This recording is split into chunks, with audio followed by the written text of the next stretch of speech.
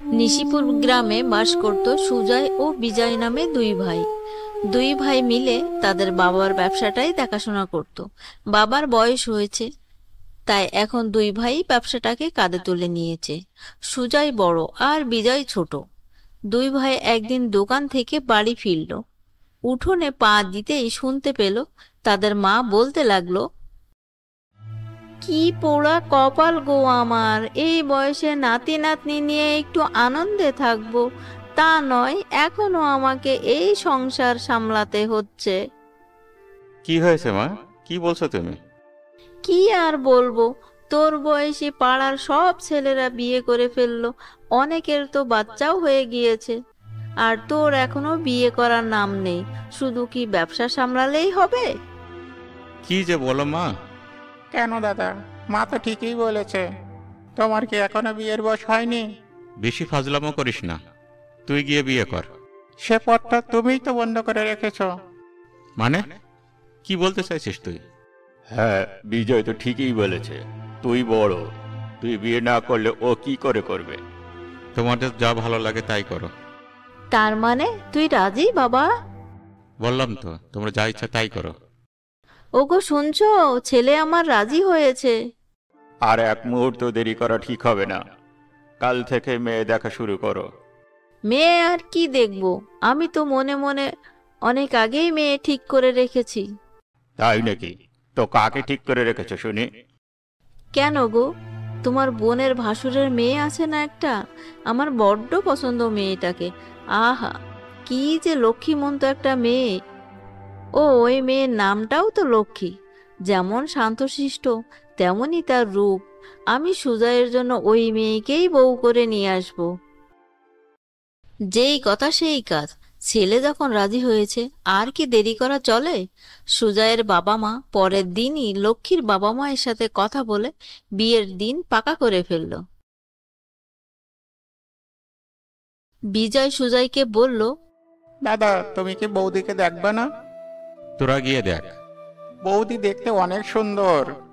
শোনো, তোমাকে বলি, পিসির ভাসুরের মেয়ে লক্ষ্মীকে তুমি চেনো তো? মা ওকেই তোমার জন্য ঠিক করেছে। কি লক্ষ্মী? সুজয়ের মুখে বিজয় হাসি দেখতে পেল। সে বুঝতে পারল বিয়েতে সুজয়ের বেশ মত আছে। এক সপ্তাহের মধ্যেই সুজয়কে বিয়ে দিয়ে বউ নিয়ে আসলো। নতুন বউকে নিয়ে তাদের বেশ ভালোই দিন কাটছে। সুজয়ের মা একদিন খেয়াল করলো নতুন বউটা তাদের ঘরের পিছনে একটা তেঁতুল গাছ আছে, সেখানে সকাল বিকাল গিয়েই দাঁড়িয়ে থাকে। তাই সুজয়ের মা একদিন বৌমাকে ডেকে বলল, বৌমা শোনো, ওই গাছটা খুব একটা ভালো না, ওইখানে যাবে না। কেন মা, এখানে কোনো সমস্যা? থাক, সেটা তোমাকে এখন আর জানতে হবে না। ঠিক আছে মা। বেশ কয়েকদিন বউটা ওই গাছের নিচে আর যায়নি। তার কিছুদিন পরেই শাশুড়ির নিষেধ উপেক্ষা করেও সে আবার ওই গাছের নিচে কিছুক্ষণ দাঁড়িয়ে থাকলো। বাড়ির ভেতরের দিকে আসার জন্য যখনই সে পা বাড়ালো, তখন শুনতে পেল কে যেন তাকে তার নাম ধরে ডাক দিল, লক্ষ্মী, লক্ষ্মী। বউটা এদিক ওদিক তাকালো, কাউকেই দেখতে পেল না। সে মনে মনে বেশ ভয় পেল, কারণ এর আগে তার শাশুড়ি তাকে একদিন ওখানে যেতে নিষেধ করেছিল। এভাবেই কেটে গেল 1 বছর। এই 1 বছর পরেই সুজয় ও লক্ষ্মীর কোল আলো করে আসলো তাদেরই ছেলে। বাচ্চার বয়স যখন 3 দিন হলো, তখন বাচ্চাটাকে কোলে নিয়ে সুজয়ের মা উঠোনে বসে বলতে লাগলো, ওলে ওলে আমার দাদু ভাই লে, কোথায় ছিল আমার এই সোনা দাদু ভাইটা? বেশ কিছুক্ষণ বাচ্চাটাকে নিয়ে আনন্দ করলো সুজয়ের মা। এরপর বৌমাকে বলল, বৌমা, এই নাও, আমার দাদু ভাইকে একটু খেতে দাও, ওর খুব ক্ষুধা লেগেছে। দিন মা। এভাবে বেশ আনন্দেই তাদের দিন কাটতে লাগলো। 6 দিন পার হয়ে গিয়েছে। 7 দিনের দিন রাতে আনুমানিক 12টা হবে, তখন থেকেই বাচ্চাটা প্রচন্ড রকম কান্না শুরু করলো। চিৎকার দিয়ে দিয়ে কান্না করতে লাগলো। ওর মা অনেকভাবেই চেষ্টা করছে, কিন্তু কোনোভাবেই বাচ্চার কান্না থামছে না। এক পর্যায়ে পাশের ঘর থেকে সুজয়ের বাবা তার মাকে ডেকে বলল, কি গো, শুনছো? দেখো তো দাদু ভাই এত কান্নাকাটি করছে কেন? সুজয়ের মা তড়িঘড়ি করে উঠেই চলে আসলো সুজয়দের ঘরে।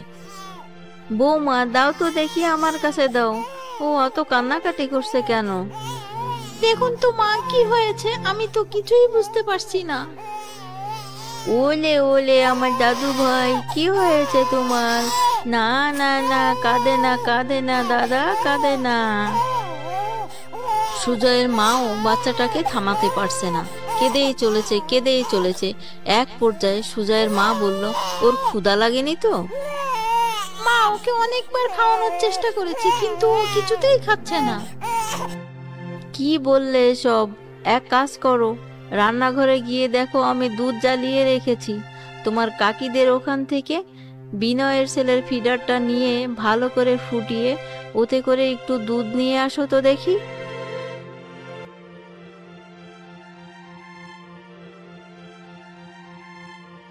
বউটা শাশুড়ির কথা মতোই সব করলো।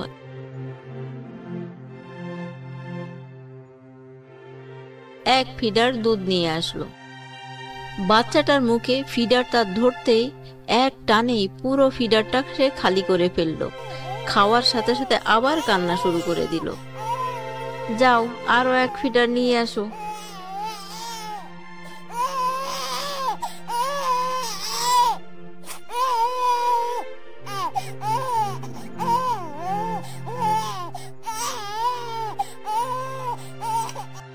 এভাবে 5 ফিডার দুধ বাচ্চাটা খেয়ে ফেললো।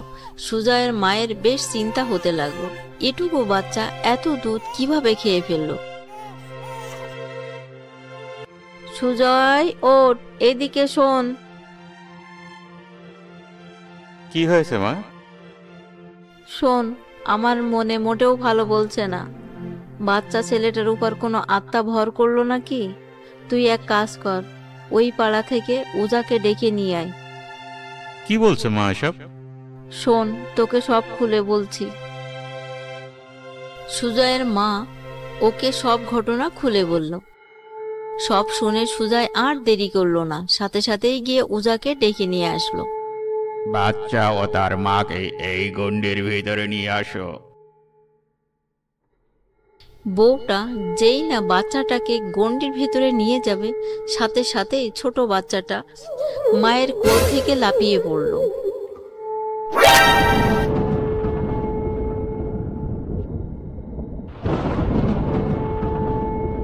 এটা দেখে সবাই চমকে উঠল। ওঝা ব্যাপারটা বুঝতে পারলো। এবার বাচ্চাটা বলতে লাগলো, আমায় মেরো না মা, মা, ও মা, তুমি এসো। ছোট্ট বাচ্চার মুখে কথা শুনে সবাই অবাক হয়ে গেল, আর সবাই ভাবছে ও মা মা বলে কাকে ডাকছে। এই বাচ্চার মা, তুই আসবি নাকি তোর এই বাচ্চাকে আমি এই বোতলের ভিতরে ঢুকিয়ে রাখবো? সাথে সাথে বিকট শব্দ করে ওর মা এসে হাজির হলো। না না, আমার বাচ্চাটাকে মেরো না, এই যে আমি এসে গেছি। এই, তোর বাচ্চা এখানে কি করে এলো? কাল রাত 12টার দিকে আমি ওকে এদের ঘরেই রেখে গিয়েছি। তাহলে ওদের বাচ্চা কোথায়? আমার কাছেই আছে। তুই এটা করলি কেন? আমার বাচ্চাটাকে আমি একটু পড়াশুনো করাতে চেয়েছিলাম। আমরা ভূতেরা চাইলে তো সবকিছু করতে পারি না, তাই ভাবলাম এই মানুষের পরিবারে আমার বাচ্চাটা বড় হবে, বড় হয়ে সে পড়াশোনা করবে। এখন তুই এদের বাচ্চাকে ফিরিয়ে দিয়ে গ্রাম ছেড়ে তোর বাচ্চাকে নিয়ে চলে যাবি, নাকি তোদের দুজনকে আমি এই বোতলে ঢুকিয়ে নদীতে ফেলে দেব? না না না, আমি এখনই বাচ্চাটাকে আনছি। সাথে সাথেই শাকচুন্নি সুজয়ের বাচ্চাটাকে নিয়ে হাজির হলো, আর শাকচুন্নিটা তার বাচ্চাটাকে নিয়ে চলে গেল। সুজয়ের বউ সাথে সাথে বাচ্চাকে কোলে তুলে আদর করতে লাগলো।